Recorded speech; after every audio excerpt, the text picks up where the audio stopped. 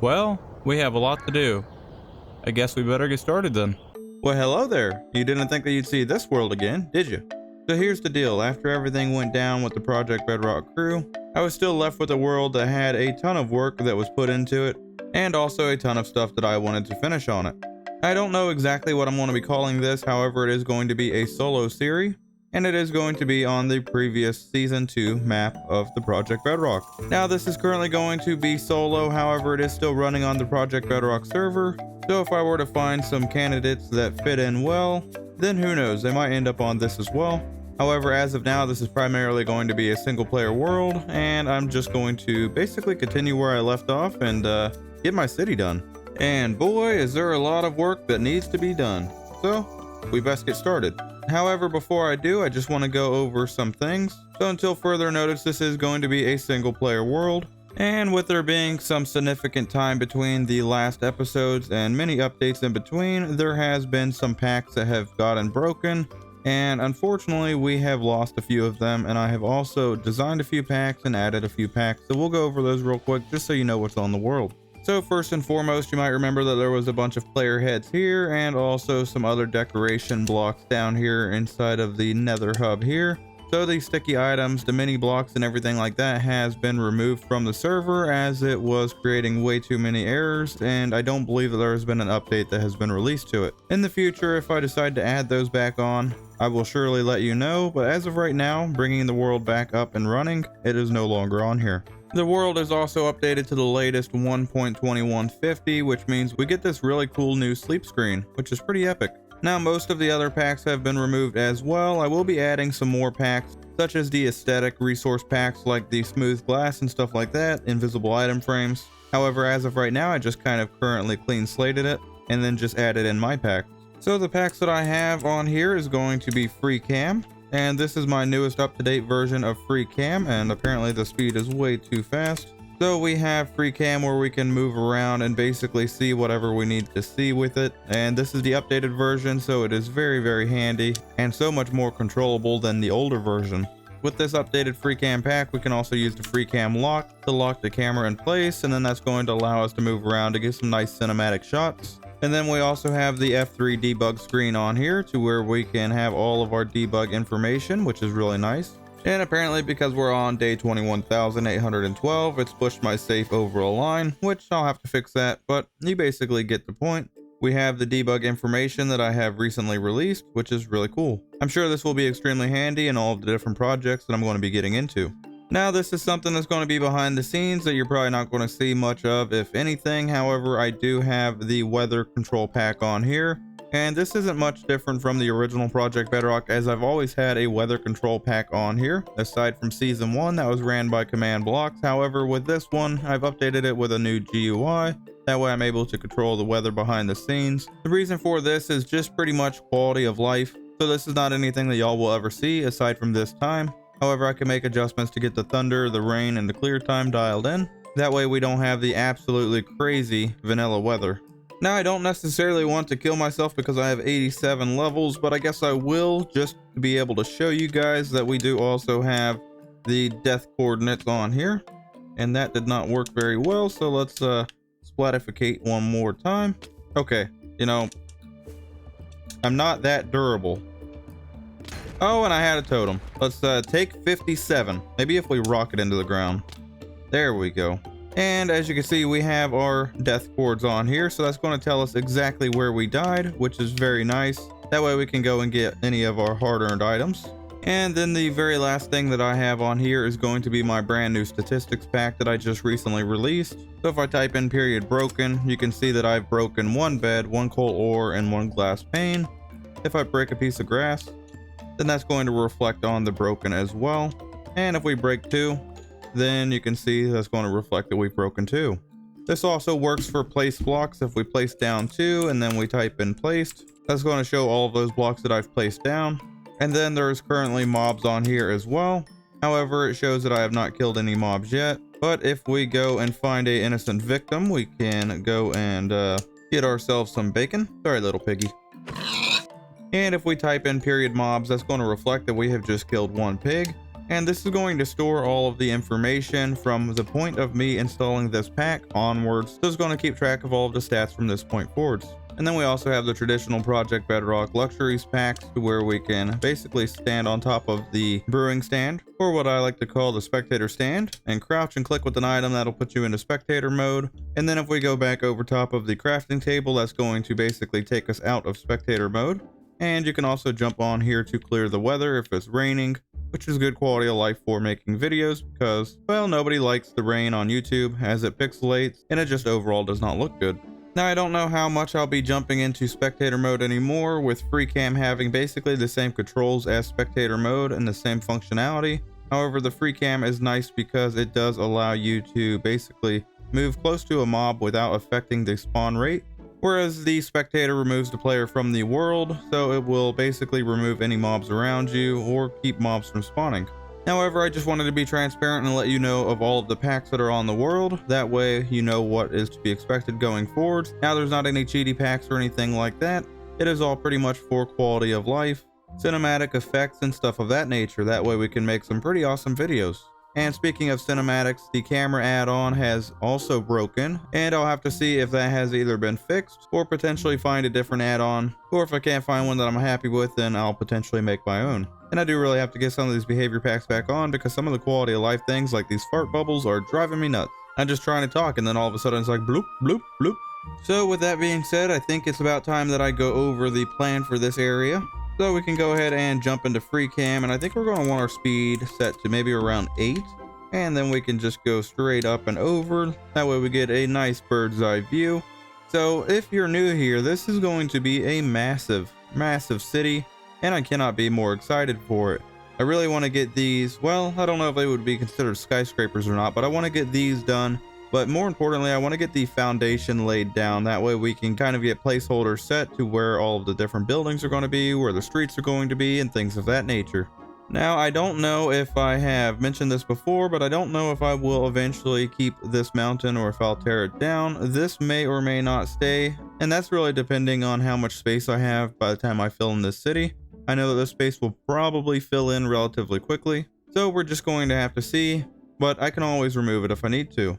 I do also have plans over here for a ski slope, and on this area here where it goes up higher, I want to basically tear all these trees and stuff out, and then I want to make a massive lake here, and that lake's going to be leading down into a dam, and that dam is basically going to be controlling the flow into a river.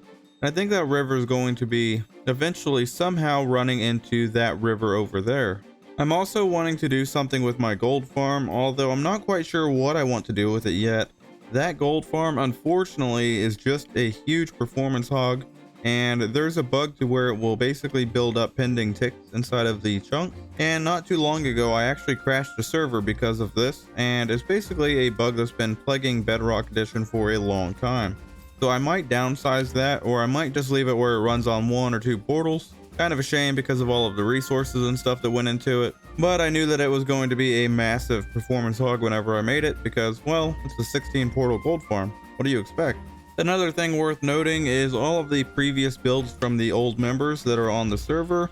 I'm not going to be taking any items from them or anything like that, so those will all be left the exact way that the players left them. That way you're able to get those on the world download. And jumping off of the server for a brief moment, I was able to jump over here to a creative test world that I have made a copy of the Project Bedrock server, and I've started mapping out kind of where I want all of the roads to go. And I think I'm pretty happy with this, although I will be adding probably some other roads over here as well, but these are going to be mainly all of the main roads, and then we should be able to fill in buildings all around this area. Then we also have kind of a bypass going through diagonally throughout the city, leading over to that path that I created. And I'm sure you've probably noticed, it did look like a fairly big area until you start laying out some of the road mapping, and well, it now all of a sudden looks a lot smaller. There's a few tweaks and changes that I want to make, like this over here that's not totally lined up. I might change that, but then again, we might not want all of the roads directly connecting. That way we have kind of a closed-in feeling whenever you're inside of the city. So meanwhile, with me being back on the server, I think the next thing that I need to do is take care of my lack of rocket problem. So I have grabbed some sugarcane and also some gunpowder, and that should take care of it at least for now. And I go to put away these rockets and of course find some more rockets that I already had made. Oh well, at least it's always good to have some extras. And then I think the next thing that we need to do is get some grayscale and maybe some black building blocks. That way we can start on putting the road in. And I'm thinking that we should have some gray here. Okay, so we have some gray, we have some light gray, at least a very small amount. We have some white, and then looks like we have quite a bit of black as well. I was also able to find some gray along with some other colors over here. However, I think for the roads, I'm not sure if I want to use gray or if I want to use black for the roads. I'm thinking a darker color, but maybe with some different textured accents, kind of like blackstone or something like that. I mean, there is materials galore over here. It's not a matter of if I have it, it's a matter of where I have it. But I'm thinking if I were to head over to the Nether, to the Piglin bartering farm, I should be able to find some blackstone, and hopefully I have some. Ah, yes, and it looks like we have plenty over here. However, plenty's kind of a lucrative term because, well, with the scale of the build that we're going to be doing, I don't think that this is going to be nearly enough, but at least it's a good start. So I at least got a little bit of blackstone to at least get a start on things. Let's head on over to the overworld and see what we can't put together with this. And I think this might be best done in the form of a time lapse, so what do you say we jump into it? Let's go.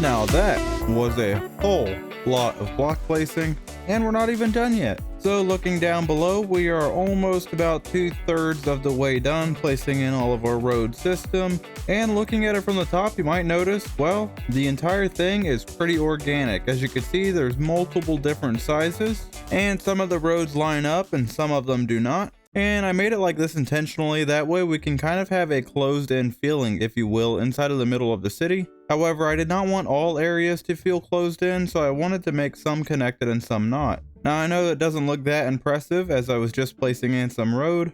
However, if we bring up the amount of blocks that I have currently placed, I have placed down 5,201 andesite blocks and over 10,000 cobbled deep slate slabs, which is mind-blowing. And I'm not even done yet. Now I was originally going to go with the blackstone, however, after putting this little area down, I did decide that I think the deep slate would look better, so I ended up replacing all of it with the deep slate. Now I am going to go back and add some variation, kind of like I did here with the blackstone. However, I'm going to be using a few different variations of the deep slate. I'm also going to be placing in some lane separating lines going down the center, and then placing torches underneath this, that way it's all nicely lit up. And I will also finish up all of the remaining road work that I need to get done. The other thing that I want to finish up is whenever I was building this overhead pass here, I've noticed because it's the same width going from this side all the way over here that I thought that it would be about the same size. However, it came out because it's diagonal thinner than I would like it to. So instead of it being 7 blocks from here to here, I think I'm going to at least do another 2 or 3 blocks going width-wise. So currently it's about 4 blocks wide. However, I'll most likely make this 6 or 7 blocks wide. That way it looks proportionate to the rest of the lanes. So yes, quite a bit of work left to do. That way we can start getting some buildings put in here. I also want to start laying grass down inside of these lots. That way it's more consistent where I can start building. But I'll be doing that in between episodes. That way, whenever the next episode is out, we'll be ready to actually start building some buildings. And if you're curious about the scale of this place, we can bring up the F3 menu. And as you can see on the distance between, you can see that we are looking 134 blocks on the X. Those 134 blocks going in that direction. And then if we measure going in this direction, let me see if I can even get this on a block. It looks like over there's another 100 blocks away. So this whole area is about between 230 to 250 blocks across. And then if you measure going this direction, we're looking at another 96 or so blocks that way, and then another 129 blocks in that direction. So it's approximately 230 blocks by 230 blocks for this entire area. And like I said, it is a lot more massive than what you actually think it would be just looking at it. But yes, I cannot wait to start with this city and start filling in all of these lots one by one. I have so many cool ideas, so many things that I want to build. Lighthouses and harbors, maybe a theme park, a ski resort, having a dam over there that's holding back a whole lot of water, maybe some waterfalls. Who knows what we're going to be getting into, but I cannot be more excited, and I hope that you share the excitement too. With that being said, that's going to wrap up this episode today. Thank you so much for watching. If you're new here, consider subscribing. That way you don't miss any future uploads. If you liked the video, drop a like, and I will see you guys in the next video. See ya.